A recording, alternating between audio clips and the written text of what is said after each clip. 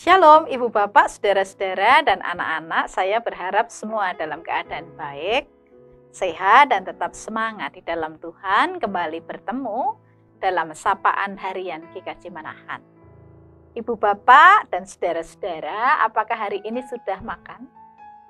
Atau sudah merencanakan makan dengan lauk apa? Hari ini saya akan makan dengan lauk bandeng dan sayur lodeh.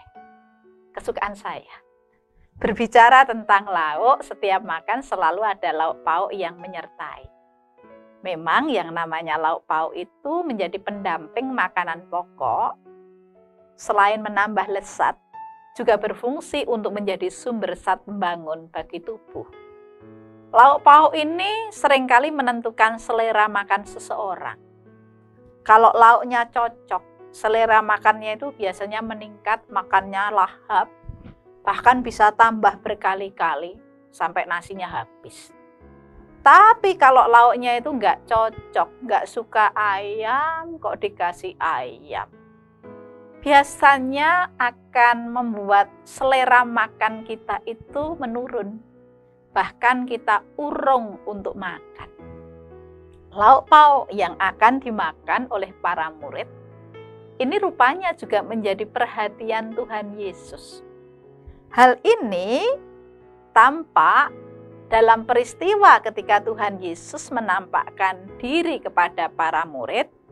Tuhan Yesus bertanya kepada mereka dengan pertanyaan, "Hai anak-anak, adakah kamu mempunyai lauk pauk?"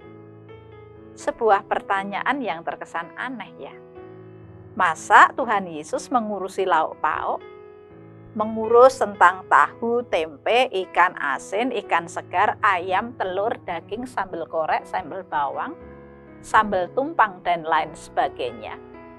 Ibu bapak dan saudara-saudara, kalau kita perhatikan konteks dari perikop ini mengungkapkan tentang kisah para murid ketika mereka kembali mencari ikan setelah peristiwa kebangkitan Tuhan Yesus. Sangat mungkin mereka melakukan ini karena mereka ingin melanjutkan kehidupan mereka. Kenapa? Karena setelah Tuhan Yesus disalib, Tuhan Yesus mati, siapa yang akan menopang mereka lagi? Sementara kehidupan masih harus terus berjalan dengan mengurung diri dalam ruangan, tentu itu tidak akan membuat mereka kenyang. Karenanya mereka kembali mencari ikan. Sebagaimana pekerjaan awal sebelum mereka bertemu dan mengikut Tuhan Yesus.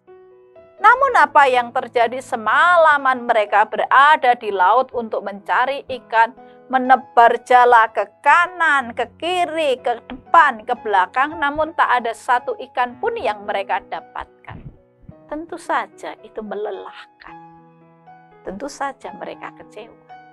Padahal murid-murid Tuhan Yesus sejak kecil terbiasa mencari ikan di Danau Galilea. Mencari ikan itu merupakan bagian dari kehidupan mereka. Di tengah kelelahan, kantuk, dan usaha yang tidak membawa hasil, Tuhan Yesus menempatkan diri kepada mereka dan bertanya kepada mereka. Di luar dugaan, Tuhan Yesus bertanya kepada mereka, "Hai anak-anakku, adakah kamu mempunyai lauk pauk?" Jawab mereka, "Tidak ada." Ini yang menjadi pertanyaan Tuhan Yesus.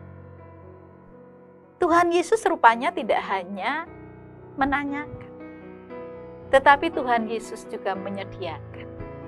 Tuhan Yesus meminta para murid untuk menebarkan jala mereka di sebelah kanan.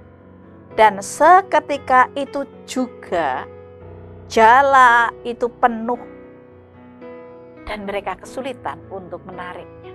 Lalu apa makna dari kisah ini? Bukankah dari kisah ini perjumpaan antara Tuhan Yesus dengan para murid menyadarkan kepada mereka bahwa Tuhan Yesus adalah Allah Sang Penyedia. Dia berkenan untuk menyediakan, melimpahkan berkat, termasuk lauk pauk. Di saat Tuhan Yesus memanggil, Tuhan Yesus juga menyediakan kebutuhan para murid. Pengalaman ini meneguhkan tekad mereka untuk melanjutkan karya mereka sebagai murid Yesus, menjala manusia, bukan menjala ikan. Ibu, bapak, dan saudara-saudara, belajar dari firman ini. Mari kita juga menghayati akan penyertaan Allah yang Maha Dahsyat. Kalau kuasa maut dikalahkan, Allah juga berkuasa untuk menyatakan kepedulian bahkan terhadap kebutuhan keseharian kita. Ketika kita percaya, ketika kita dengan setia selalu mengikuti Dia, karena Dia Sang Penyedia. Tuhan memberkati. Amin.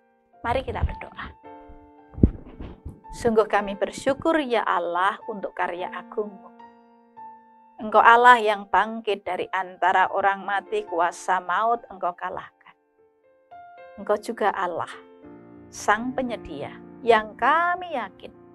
Engkau Allah yang juga akan menopang kami, mencukupkan kebutuhan kami. Ajar kami setia padamu, selalu mengikut-Mu, dan setia kepada pekerjaan yang Engkau percayakan kepada kami. Dalam nama Tuhan Yesus kami berdoa.